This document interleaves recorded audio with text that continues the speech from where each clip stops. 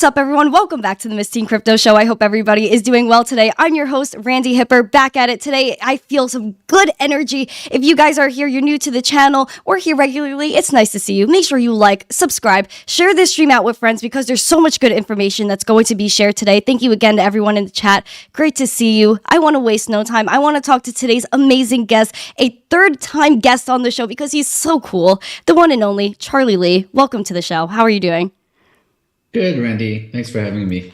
Of course. It's been a while since we talked. I mean, have you grabbed some In-N-Out burger? Have you been like chillaxing and eating some good food lately? You know, I haven't really had In-N-Out for a while. Maybe I'll have it soon. You should. I know it's one of your faves. When you do, send me a picture, grab an updated t-shirt. I don't know if you got the 2022 shirts, but they're pretty nice. I know we're heading into 2023 soon. You don't want to miss out on those, Charlie. No, I actually haven't really bought any In-N-Out t-shirts, but I know they're pretty cool and collectible. Yeah, they're vibey. They have a nice thing on the back of the shirt is mainly where the designs are. I think you'd rock them. Charlie, for sure. And, you know, I see a bunch of Litecoin fam in the chat, so it's really good to see the Litecoin community popping out for you, Charlie. I want to give you a moment to explain, essentially, for the people that are new, because there's a bunch of newbies that watch this show, what is Litecoin and why is it so special and how does it compare to Bitcoin? Well, Litecoin is a alternative cryptocurrency to Bitcoin. I created it in 2011. It's been up and running for 11 plus years now. So it's one of the OG cryptos. I would say just Google it and learn more about it. I love Litecoin. Honestly, Litecoin was what I was introduced to right after Bitcoin. My dad was like, blah, blah, blah about Bitcoin for years. And then we finally transacted using Bitcoin. Litecoin was given a ballet wallet. Everything changed for me, especially because of how fast Litecoin is. Super fast. Once you hit that send button, it hits another wallet and little to no fees. I mean, wow. So what has been going on in terms of Litecoin lately? Are there any updates? How have you feel adoption has been, especially during the bear market? Because I know Litecoin is still doing a ton of good things. Yeah, so I mean, we just had the Litecoin Summit in Vegas. Well, not just, it was in October, but feels like we just had it. Yeah. It was very successful. In terms of like adoption, Litecoin has always been kind of just getting more and more adoption, more and more people using it. Just today, like BitPay updated their stats for showing like how much of their transactions are done through Bitcoin and Litecoin and other coins, and the percentage of Litecoin transaction has gone up again. I think it went up from like 25 to like 27% now. Bitcoin's at 41%. So 27, let me just check the stats really quickly. Yeah, I did see that tweet from BitPay, and I know Litecoin is one of the few coins listed on BitPay and a few other payment rails, which is amazing. Yeah, so Bitcoin is 41%, Litecoin is 27.6%, Ethereum is almost 12%, Doge is 9%. So Litecoin is like the top number 2 coin being used with BitPay merchants, and BitPay is probably the largest like crypto merchant processing company. So yeah, Litecoin adoption is increasing like just over the past year. I think it went from like 10% usage to 27% at BitPay. And maybe by next year we'll catch up to Bitcoin. We'll see. I don't know why Litecoin maybe wouldn't surpass Bitcoin just because of how easy it is to use. How has Litecoin adoption been, especially because I know even MoneyGram, right? That was a new thing that came out. So what's happening with MoneyGram and Litecoin? Because I think that's really special, and it's a cool way for people to start accumulating crypto. Yeah, MoneyGram announced they're supporting a few coins, Bitcoin, Litecoin. I think Ethereum and Bitcoin Cash. I'm not sure, but definitely Bitcoin and Litecoin. And I think right now they just let people use the MoneyGram app to buy and sell crypto. So I don't think they have withdrawals yet, but eventually I assume they'll have withdrawals. They'll have ability to pay merchants and send coins to other people. So yeah, so really excited to see MoneyGram supporting Litecoin. Me too. Me too. I think it's something extremely special. And when you're thinking of transferring money, why wouldn't you use Litecoin? I mean, I was telling you a little while ago, I was transferring $2 of Bitcoin. It took 20 minutes to confirm and 71 cents in fees for a $2 transaction. If that was Litecoin, that would have been so much faster and so much cheaper, probably a cent or less, most likely less than a cent. Yeah, the average transaction fee on Litecoin is less than a cent. Granted, it's also because Litecoin is not as popular as Bitcoin. So as Litecoin becomes more popular, there will be more competition for fees. So fees will go up, but it'll always be less than what Bitcoin fees are. Yeah, Yeah. substantially, right? Yeah. And what makes Litecoin so fast and so cheap essentially to use and very feasible for people that are struggling with all of these traditional finance fees when you're transferring money, especially internationally? So I mean, it gets a little bit complicated why Litecoin is faster, so to speak, to Bitcoin. It's there's a trade-off, right? So Satoshi, when he created Bitcoin, he designed Bitcoin to have 10 minutes blocks. The idea is that if blocks are really fast, it becomes a little bit inefficient because miners could potentially build on a chain that becomes invalid later. So because they mine a block, then they have to send it to everyone, all the other miners and nodes, and that propagation takes time. So 10 minutes is just a very conservative kind of estimate.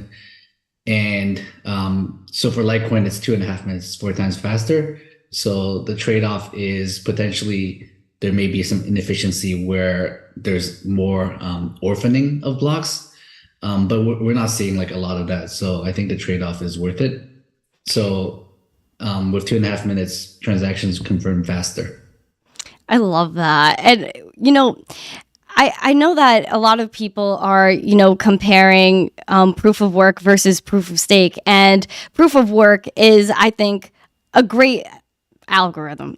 Not gonna lie, I love proof of work. And why did you choose proof of work for Litecoin? Especially, you were really early to the game, but why didn't you change it? Why didn't you make it something else? Well, proof of work, I would say, is the main kind of innovative feature of what makes Bitcoin special. So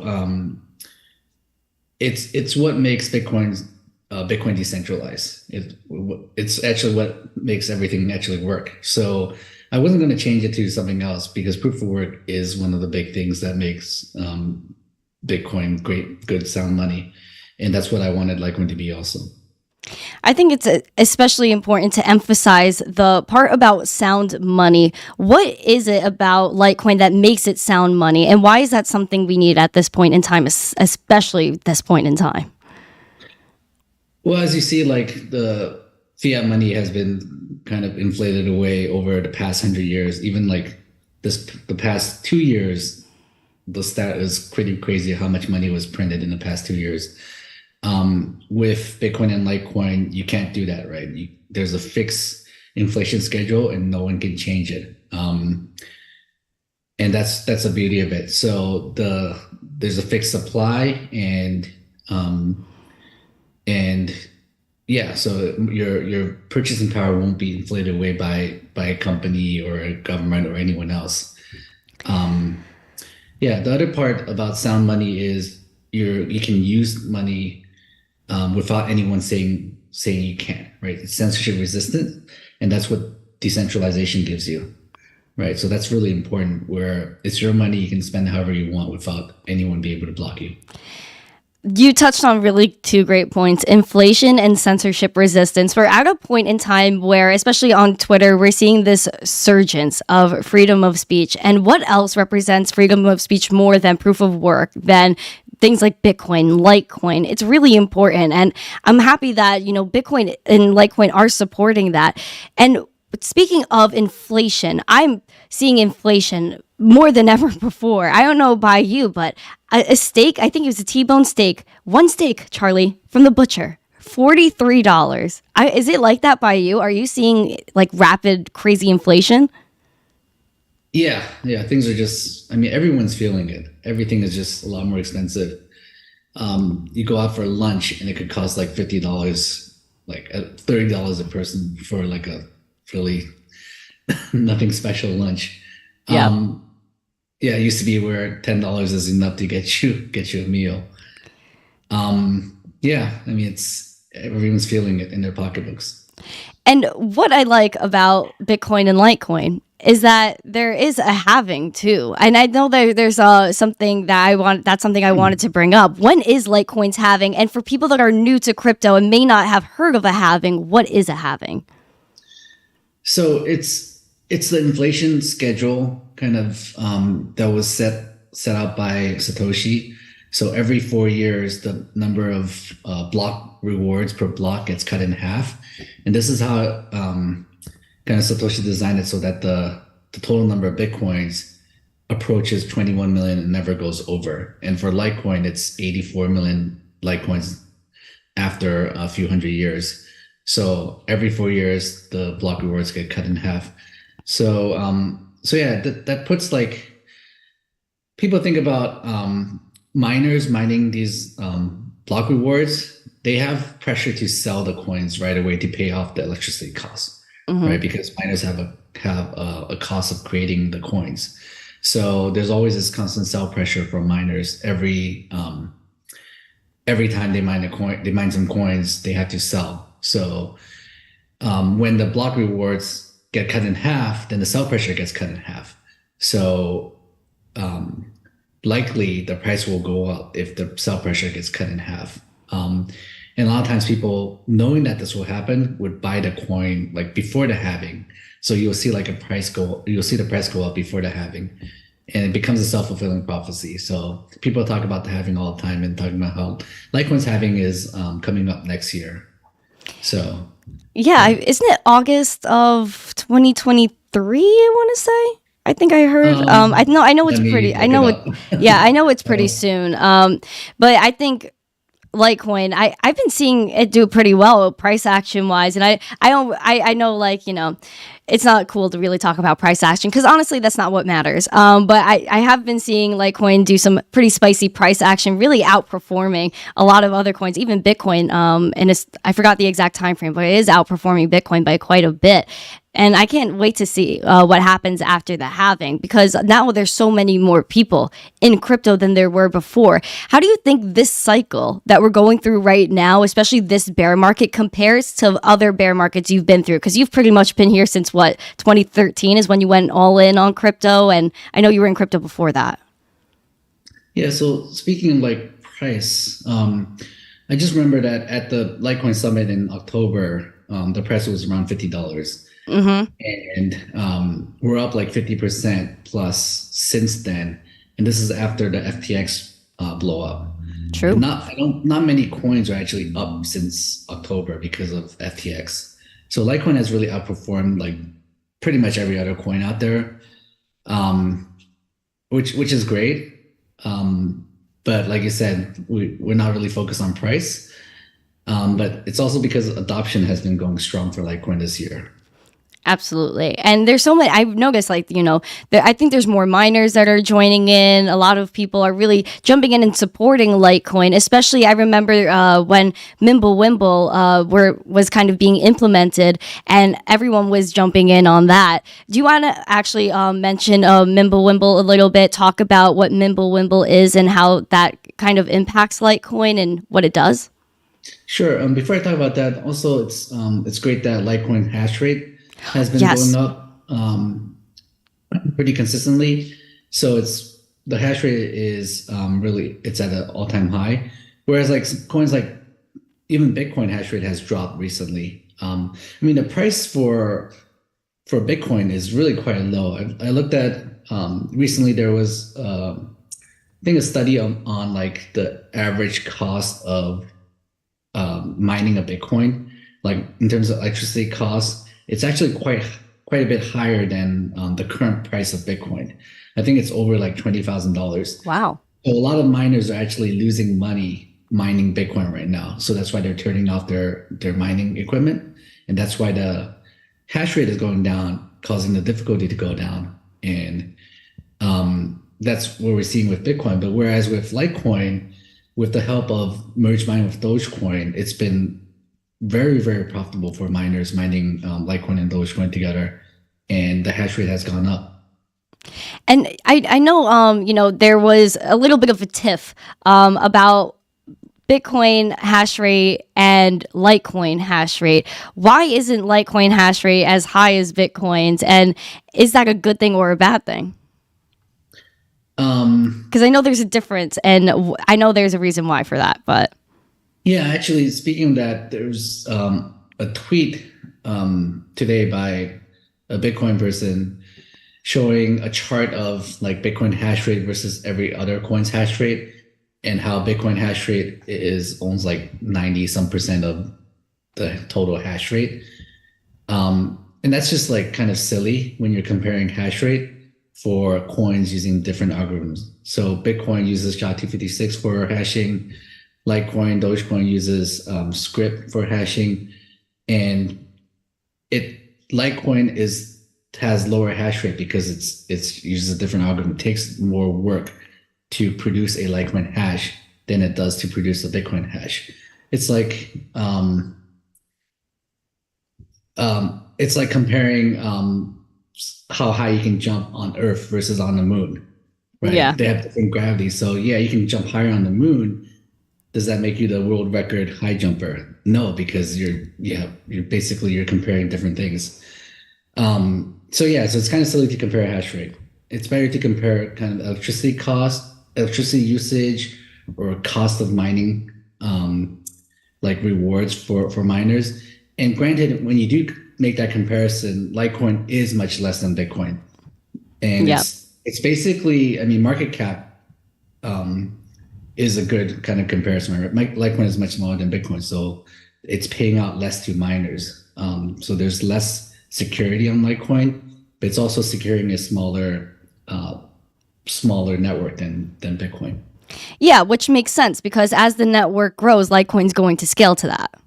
Yeah. And I also want to ask you, because it's something that I want to articulate better myself. What I know you mentioned Litecoin merge mining with Dogecoin. What exactly does that mean? To put it simply, it just means that a Litecoin miner is doing the same amount of work to mine Litecoin, and they're also getting Dogecoin, and vice versa. If you're mining Dogecoin, you're also getting Litecoin. So for the same amount of work that you're doing, hashing using script, you're protecting both networks and getting paid by both networks. Oh, so it's like a little bit of a bonus. Yeah, it's kind of like a free lunch. There is such a thing as a free lunch in crypto mining.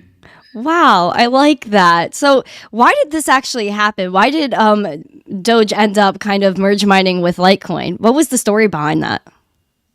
So Dogecoin create when it was created, they actually changed the mining reward schedule, the inflation schedule from Satoshi's like every 4 years it will get cut in half.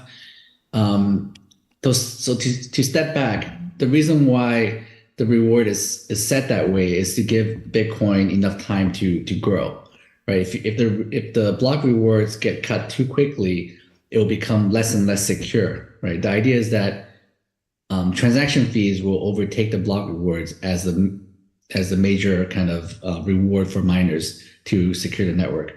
So with Dogecoin, they made it so that, if I remember correctly, it got cut every month. So every month, the block rewards got cut in half. So this was in like 2013, 2014, where the rewards got cut so fast that it became like really cheap to attack Dogecoin. Basically, a Oh. small Litecoin miner can point their hash rate at Dogecoin and 51% attack it. So they had to do something. They actually had to change their mining algorithm, hard fork to kind of change the schedule and or merge mine. And they decided to do merge mining, which is they made it so that Dogecoin can be merged mined with Litecoin. It required a hard fork, but it was a relatively simple change. And once that happened, pools started merge mining because it didn't cost them too much to do both at the same time, and they got Dogecoin as for free, so as a small bonus. So that's what Oh. happened. That's pretty cool. So was Doge always so Doge was always proof of work from the start, and then they kind of Yeah, needed a little bit of help, so that's why they were able to hop on Litecoin versus, yeah, waiting for Ethereum or something like that, which is yeah. Dogecoin was a software fork of another coin, which was a software fork of Litecoin. so Dogecoin is like a fork of a fork. Yeah, a Wow. software fork, right? Wow, that's super interesting. That's My mind is blown. Thank you for that, Charlie. Because a lot of people have been asking me about that lately. Because, I've been talking about Litecoin since I got into crypto. I'm like an OG Litecoiner here, and everyone asked me about that. I was talking about it on one of my shows, and I was like, I know if you merge Litecoin or Dogecoin, vice versa, you get a reward. But I wasn't sure the story behind it. So thank you again for clarifying that for me. Another thing that I would love to clarify is going back to Twitter because, all drama happens on Twitter. Chat knows this. Everyone in the world knows this. Somebody tweeted a kind of a bullet list. Create a new coin, join the biggest exchange, have them list your coin, sell everything at the Pico top. Tell everyone that you sold, enjoy life. Charlie Lee is still undefeated. This is a pretty spicy tweet if I'm gonna say so. So do you mind clarifying on like what is he talking about? What's going on here? What is your response? I know the two you're talking about. I'm not sure if it was a compliment or a dig. Let me try to pull up that tweet and I'll respond to it. Give me 1 second. Go for it, Charlie. We're breaking it down. Guys, make sure if you're here to smash those likes, subscribe, share this out with friends. Charlie's about to drop some alpha for us if he hasn't already, which he totally did. Whenever you're ready. Yeah, it's just good idea to kind of respond to this. So he said, so this is from Zach Full. He said, I created a new coin, which is true. Second bullet point, join the biggest exchange. Kind of true, but I joined Coinbase when in 2013. Actually, was it 2012 or 2013? I think it's 2013 when Coinbase was tiny, right? It's not the biggest exchange. I was employee number 3. We were working out of a apartment building in San Francisco. So It was a 1-bedroom apartment. It was so small that you had to take calls in the hallway. Oh my gosh. Without bothering people. Actually, once we started hiring like more business development, business BD people, they were taking calls in hallways and they were annoying each other. So they actually had to go like upstairs or downstairs to other hallways to take calls. Eventually, we moved out of the apartment. But yeah, so I joined Coinbase. It was a tiny company. It was nowhere near what it is today. And I helped build Coinbase into the behemoth it is today. So Wow. I wouldn't say I joined Coinbase, joined the biggest exchange, and have them list my coin. So third bullet point, have them list your coin. That's true. But Litecoin at the time was the number 2, 3, 4. It was top 5 coin, right? So and also had like I think number 2 global trade volume. So it made a lot of business sense for Coinbase to list it and have people trade on Coinbase, trade Litecoin there, and make money from fees, which is exactly what happened. Coinbase made a lot of money trading Litecoin. Fourth bullet point, sell everything at the Pico top. Let's see. I announced that I was selling when it was $320. My average sale price was $200. The high was like 400, and also it came back up to 400 last year. True. So I wouldn't say I sold everything at Pico top, and I also announced it so anyone who followed me could sell higher than I did. So I don't see that as really a problem. And then I think I've said this like many times, right? The coins, I didn't print Litecoin out of thin air, so it's not like I gave myself coins. So these are coins I bought and mined myself, just like anyone else in the space. And I didn't really have that many. So unlike most coins today, like if you're talking about like FTT or like even Ethereum had a huge pre-mine and they just gave themselves a lot of coins. Litecoin is one of the most fairly launched coin. So yeah, and then enjoy life. I mean, I'm always enjoying life. So but I'm still working hard on Litecoin and everything else. So yeah, so a lot of different things that were wrong in the tweet, but Yeah, maybe it's a compliment, which is fine.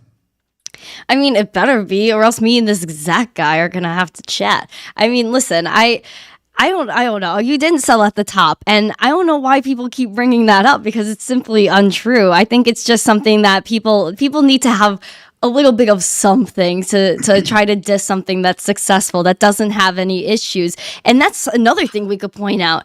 Litecoin never down once since its creation. I mean, that means something, no?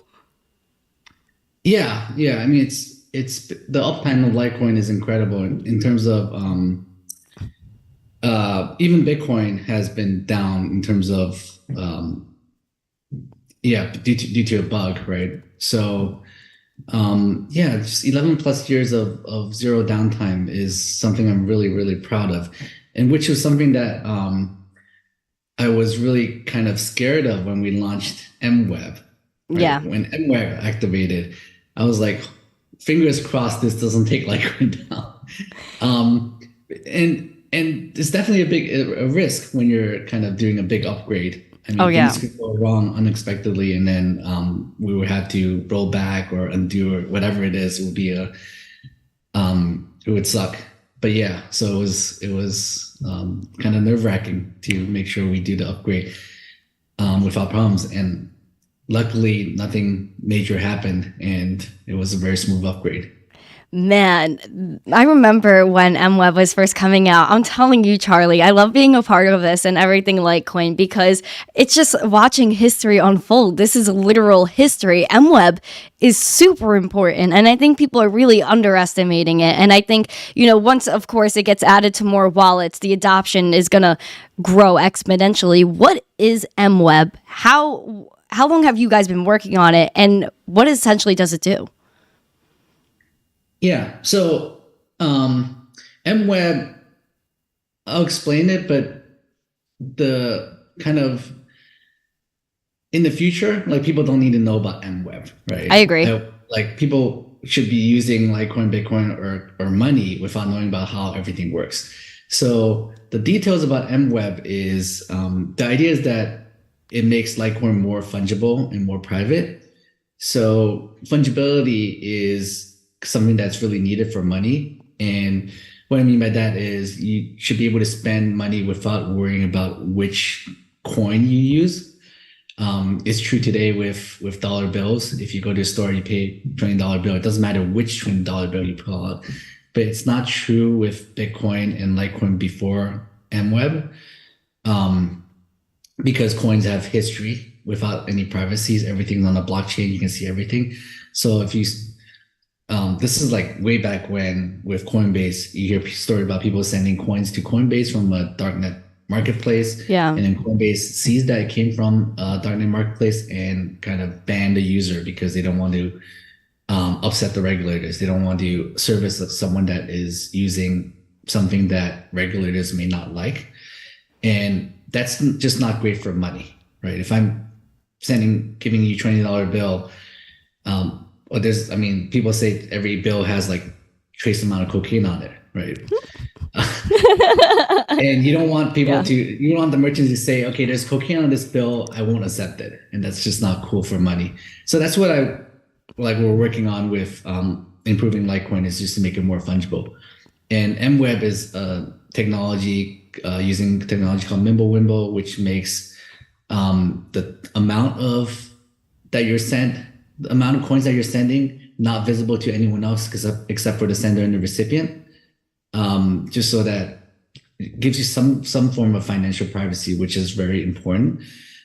So like if your salary is getting paid in Litecoin, you don't want anyone else to know how much you're getting paid, right? Absolutely. And it's no one else's business, and that's what MWeb achieves, to provide Litecoin with more fungibility and more privacy.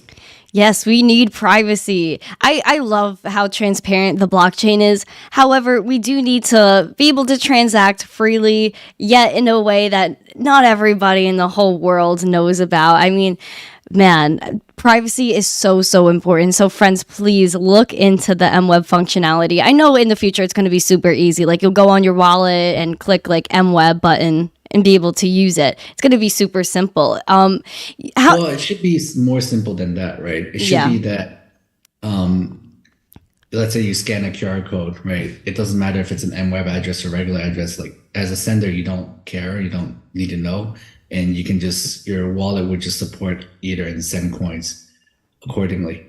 Right now, MWeb only works on Litecoin Core wallets, so desktop wallets. So we're working hard on making it so that it's easy for people to use MWeb on mobile wallets. Do you plan on adding it to, I think, what's it called now? Light Wallet. Light wallet, yeah, we're working on that. It's gonna take some time, to be fair. Yeah. It's not simple to add to light wallets, mobile wallets. David Burkett is our lead engineer for MWeb, and he's working hard on making it easy for mobile wallets to support MWeb. For sure. I think that it's extremely important. I've been using, that's why I asked, like, what's the name of it now? Not because I'm trying to be ignorant, just because I've been using Light Wallet since it was like Loaf Wallet. And I'm a Light Wallet OG, and I really do love it. And it's I feel like I'm a part of the real Litecoin fam with that wallet. Do you know the history of the name Loaf Wallet? No, please tell me.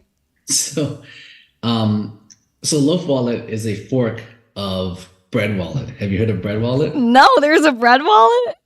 So Bread Wallet is one of the original or one of the older Bitcoin mobile wallets. It was really popular. And they actually rebranded it to BRD. Have you heard of BRD? No. Okay, and they got acquired by Coinbase recently.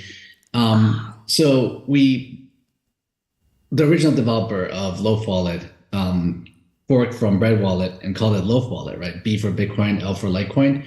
And then the funny thing is Dogecoin also forked it, and they called it their wallet Dough Wallet.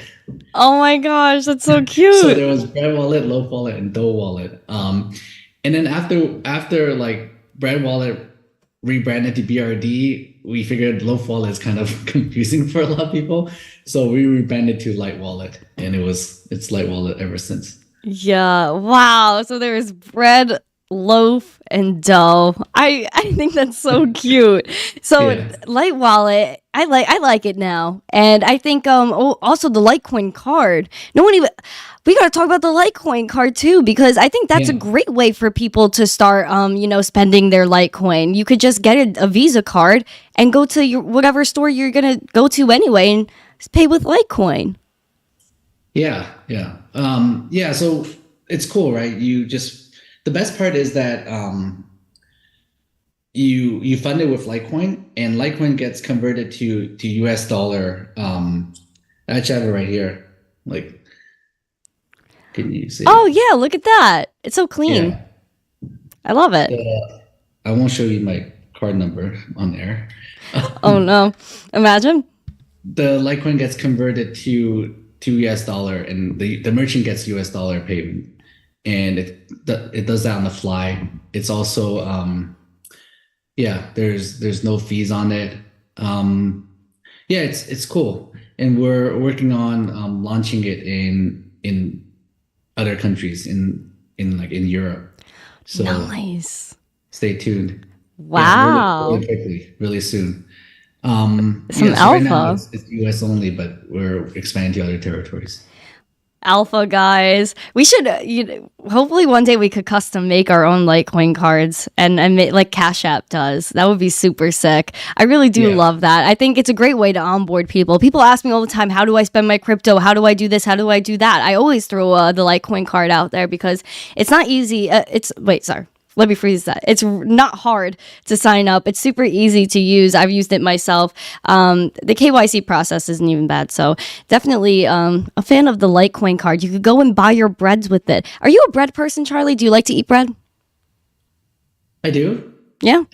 Who doesn't like bread? I love bread. People tell me that they don't eat bread. Like they're just not a carb person. I'm like, how don't you like bread? I love bread. Do you like croissants, Charlie? Are you a croissant person? I do. Chocolate croissants, they're the best. You just made my day. I have a chocolate croissant in the other room that I bought this morning. I've been waiting all day to snack on it. Wow. We're We're like besties over here, Charlie. We have like the same interest. We got In-N-Out, we got chocolate croissants. I mean, nothing's better than like a good chocolate croissant. But you know what, Charlie? Inflation's getting out of hand because I go and get chocolate croissants now and there's barely any chocolate in there. Yeah, that's one way to do it. Either make it smaller or make it less or charge more. Yeah. Or all Tricky. three. All three. Yeah. That's the worst thing. I'm like going to all these stores. So there was one spot where I used to get really good chocolate croissants. They used to be like this big, enough to eat for breakfast, right? It was like 250 something. And now I go back recently. It was like a month it changed. It's literally the size of my pinky. Like my pinky's not big. You met me. Like I'm a small person. It's like this big, has no chocolate in it, and it's like $4 something. I'm like, what is this? I'm being scammed. I'm being scammed by chocolate croissants. Well, by the government. Well, The money is becoming worthless. yeah, they're tight. They're squeezing all of us out here, Charlie, which is why we need sound money, which is why we need something like Litecoin, where there's a finite supply. There will only ever be 84 million Litecoin, 21 million Bitcoin, and that's never going to change. It's so zesty. Charlie, do you think Litecoin is zesty? Let me ask you, how do you feel about the subject? Is Litecoin zesty? Yeah, for sure. Of course it's zesty. Okay, now Charlie Lee said it. Of course, Litecoin is zesty. It is amazing. Litecoin is amazing. Let's just put that out there. I know, some people like that. Some people trolling. They doubt. Don't doubt Litecoin. Don't doubt Bitcoin. Don't doubt Charlie Lee. You're amazing, Charlie. Is there anything you would like to share with our audience, being that people's pockets are hurt right now? People are upset. And maybe they're close to being like, I'm scared of crypto. Maybe I want to leave the space. What would you tell these people that are scared, that their pockets are hurting right now?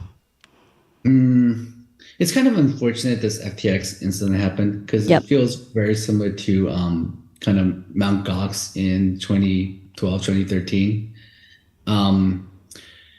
Unfortunately, like people leave a lot of their money on exchanges and they have a false sense of security that Yeah. the exchanges are safe to leave money on. So it's a hard lesson to learn, but and I'm seeing a lot more kind of hardware wallets, like just self-custody becoming more and more popular, and that's a great sign. But we kind of as an industry, as a community, we need to kind of push for more of that, right? All the people who've been in this space for a long time did not have any money at FTX, right? Unless they were like actively trading, but it wasn't a lot of money. They didn't leave like all their money. And I'm just really sad to hear the stories about people putting their whole net worth on FTX just because they saw Tom Brady in the commercial and thought that FTX is safe, right? It's pretty sad. Yeah. Yeah, and I think as a community, we need to kind of root out the bad actors sooner before something like this happens again. And sadly, it's gonna happen again. I think because like Bitcoin, crypto is money. There's gonna be a lot of bad actors trying to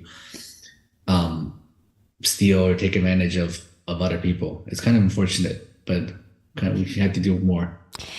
Absolutely. I think this has been a great time to filter out bad actors. In order for crypto to go mainstream, for people to truly trust what crypto is, we need to be able to get all these people out of the way and be able to continue moving on. I mean, even you went all in on crypto 2013, and that's around when the Mt. Gox thing happened. So, and you were still at Coinbase. You were working, you were continuously building an exchange. Meanwhile, one of the biggest ones went down. So, I mean, that alone should prove that we can rebuild. People are rebuilding now, probably, and we'll see some great exchanges come out into the future.